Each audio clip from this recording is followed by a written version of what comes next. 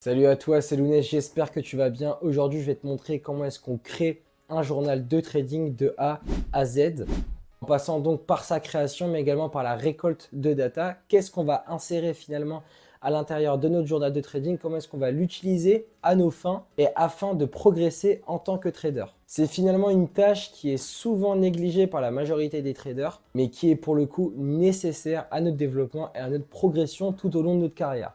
On se retrouve donc tout de suite derrière mes écrans. Let's go. On se retrouve donc désormais derrière mes écrans pour parler des journaux de trading, d'ailleurs des deux journaux que je vais vous présenter. On va voir le premier qui est réellement analytique. Il est là réellement pour prendre de la data concrètement avec des stats et, euh, et puis réellement voilà, des data et de l'analytique, hein. Et l'autre va nous permettre d'interpréter un peu plus nos résultats, un peu plus nos trades et vraiment se focus sur les axes d'amélioration. Donc pour moi, les deux sont complémentaires. Avant même donc de voir comment est-ce qu'on va les utiliser et voilà comment est-ce qu'ils fonctionnent. Ce qui est important surtout dans le journal de trading, c'est qu'il faut garder en mémoire que nous, en tant que traders, notre objectif est constamment de s'améliorer. Ok. Maintenant, il y a des choses sur lesquelles on ne peut malheureusement pas énormément s'améliorer. Je pense notamment à la stratégie, dans le sens où nos confirmations, eh bien, si on les change hein, tous les 3 mois, croyez-moi qu'on sera jamais rentable et que vous serez jamais rentable. Mais en l'occurrence, voilà, il y a des éléments qui vont pas énormément changer de notre trading, par contre, qui peuvent s'améliorer. Et donc, le journal de trading est l'outil pour moi avec le track record, mais le track record est vraiment là que pour montrer de la data, mot pour mot, alors que le journal de trading, lui, va nous permettre d'interpréter surtout nos résultats.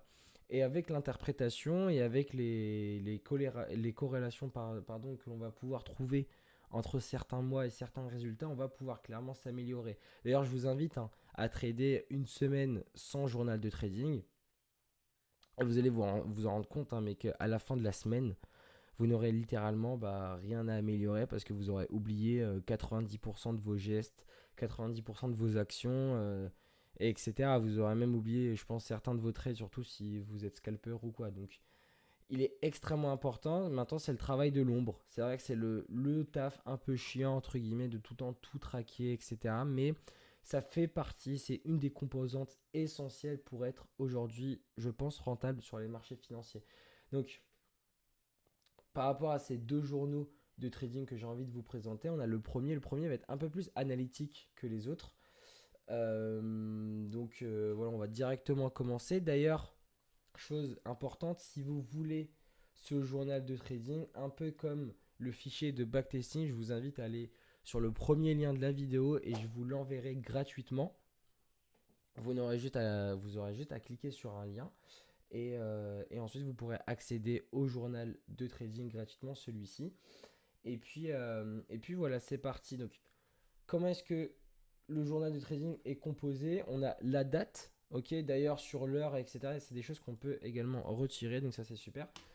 On a la date, la paire qu'on souhaite trader par exemple, ok. On a la paire qu'on souhaite trader, ça c'est ce qu'on verra plus tard. On a également un lien que l'on peut directement insérer pour avoir le trade en image, ok.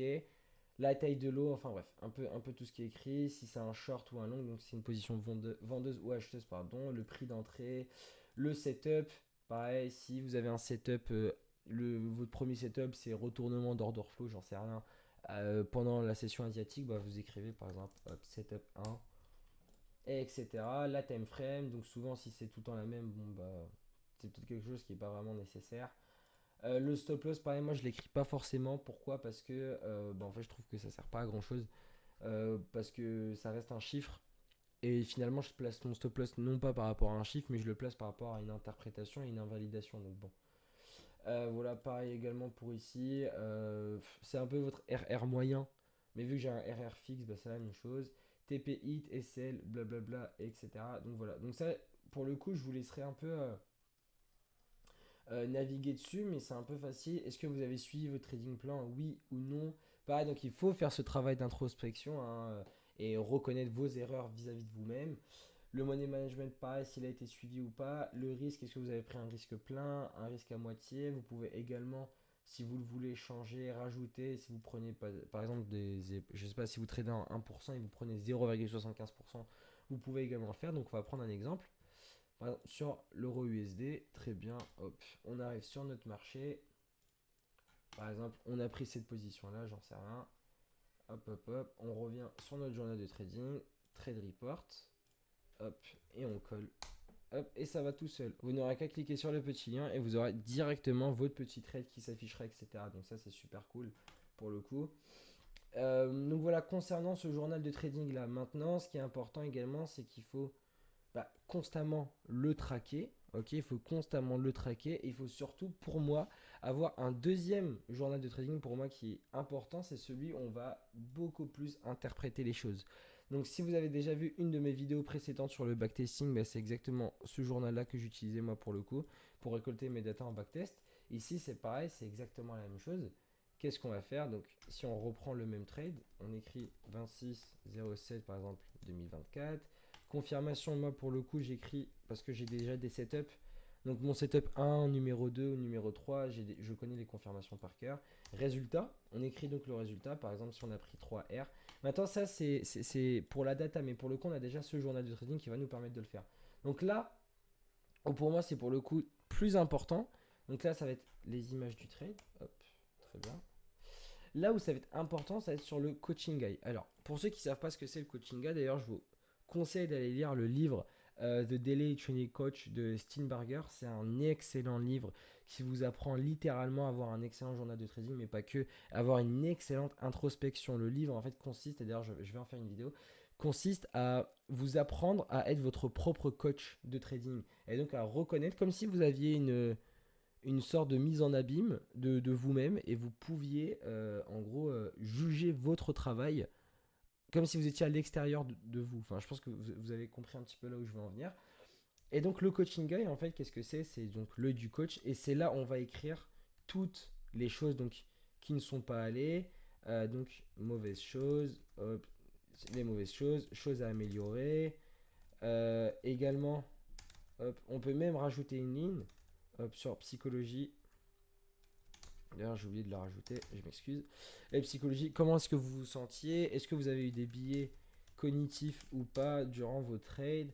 Est-ce que vous avez été mal? Est-ce que vous avez pris des décisions sous le coup de l'émotion, par exemple? Hop. Etc., etc. Ok? Et donc, ce journal-là, pareil, est extrêmement important. Donc, le coaching guide, c'est ce qui va vous permettre, en fait, de créer toutes les corrélations entre vos trades, mais de version, enfin, d'une manière en interprétation. Donc, vous allez interpréter vos trades parce que je pense que vous avez remarqué avec ce journal de trading là. Alors, il est super parce qu'il est super, enfin, il est super parce voilà, il est dynamique entre guillemets, il est simple, il est rapide. On a juste à sélectionner oui, non, etc. On a juste à cliquer sur des petits boutons et c'est super facile à remplir.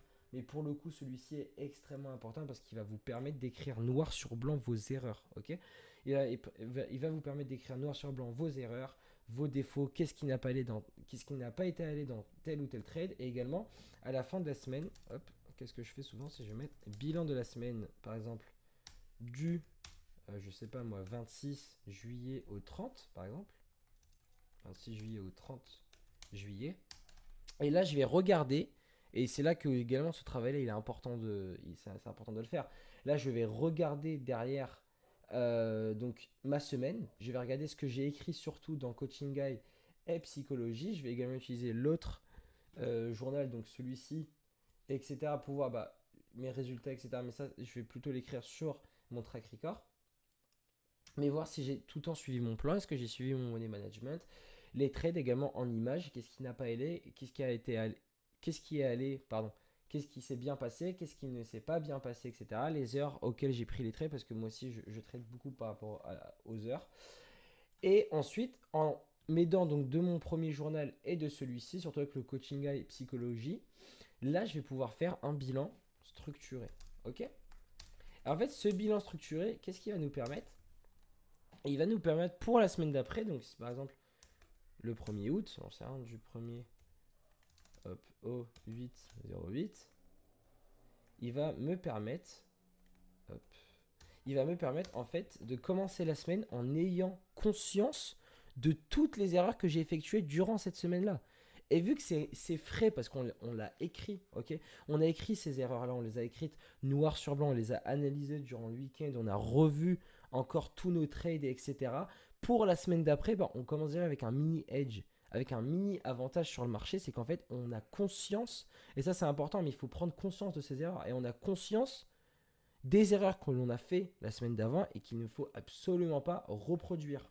Ok? Et donc directement, partons du principe que en début de semaine, vous avez eu un billet sur le fait que vous avez eu peur de prendre une position parce qu'elle vous rappelait une position perdante, ce qui est très mauvais en trading. Et bien, lorsque vous allez avoir un setup qui va ressembler à votre précédent SL, vous allez justement le prendre parce que vous avez noté noir sur blanc que vous avez fait l'erreur de ne pas prendre deux trades qui se ressemblaient, alors que l'on sait en trading que chaque opportunité est unique. Et donc, finalement, vous allez prendre la position, vous allez l'écrire, parce que le coaching guide, ce n'est pas que de mauvaises choses, hein. On peut également, hop, donc on reprend un trade par exemple, je sais pas, on va dire par exemple le même trade que celui-ci, juste avec une date différente. Le coaching guide, qu'est-ce que vous allez écrire dessus? Hop. Donc, vous avez une bonne chose, par exemple, hop. Vous écrivez donc à la première personne, j'ai évité de rentrer dans un biais cognitif, par exemple. Hop, cognitif. Et j'ai saisi une opportunité sur le marché. Maintenant, ce qui est également génial et ce qui est encore mieux, c'est lorsque cette opportunité-là, par exemple, est un TP. Alors, quand c'est un TP, c'est magnifique. Pourquoi? Parce que, entre guillemets, vous vous sentez remercié par le marché. Vous vous sentez surtout remercié par vous-même, en fait, par votre travail. Parce que vous avez fait tout ce travail-là du week-end et en fait, vous voyez qu'il porte ses fruits. Parce que, croyez-moi que qu'il y a plus, je pense, de 7 traders sur 10 qui font pas ce travail-là de fond, d'accord? D'aller récolter leurs data, même lorsqu'ils tradent, hein. Les data, c'est pas que pendant le backtesting, c'est tout au long de la vie, tout au long de notre carrière de trader. Ils vont justement, ils ne vont pas en fait récolter toutes ces datas-là, et peut-être que ce trade-là, ils ne vont pas le prendre parce qu'ils vont se rappeler de la douleur émotionnelle qu'ils ont eue sur le trade précédent qui ressemblait bizarrement à cette nouvelle opportunité-là, ils vont pas le prendre. Alors que vous allez le prendre. Et en fait, ça va littéralement changer vos résultats et vos track record. D'ailleurs, ce que je vous dis souvent, et ce que je dis très souvent, c'est que le trading, ça se joue à des détails en fait. Et parfois à des micro détails. Parce que ça va être un trade que vous ne prenez pas qui va finalement TP, qui vous aurait mis dans une très bonne dynamique pour les prochains trades et aurait changé littéralement le cours de votre année, ou encore des opportunités que vous avez manquées, que vous n'auriez pas manqué avec un bon journal de trading, etc. etc. Ok? Donc c'est de cette manière-là que finalement, on va construire nos journaux de trading. Donc celui-ci qui va être, comme je vous l'ai dit, plus analytique, qui est plus fun, entre guillemets, à réaliser, etc., qui va vous permettre réellement de traquer vos datas à la chaîne avec de belles images. Et celui-ci où on va prendre le temps d'écrire constamment, on va prendre le temps de développer notre journal de trading.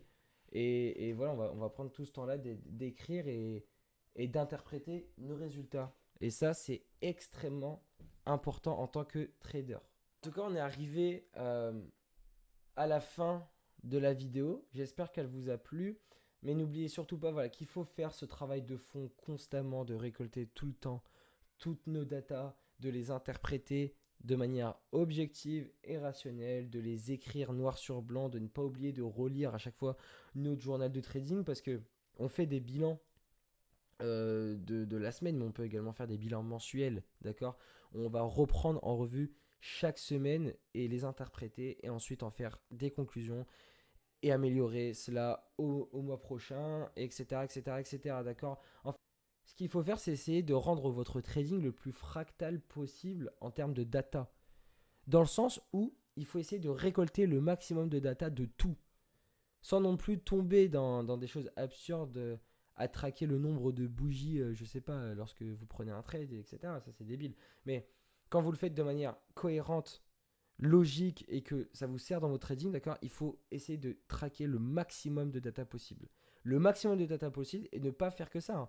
Également les bosser, les lire, essayez de les interpréter, essayez à chaque fois de tirer le meilleur de vous-même et surtout en bossant sur vos points faibles, donc sur ce qui n'a pas été, de bosser dessus sur vos points forts également. Et c'est de cette manière-là que finalement, vous allez améliorer votre système de mois en mois, de semaine en semaine, de jour en jour même, et puis d'année en année. C'est des choses que l'on va voir sur le long terme.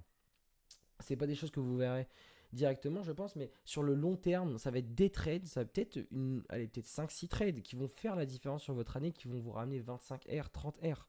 Ok?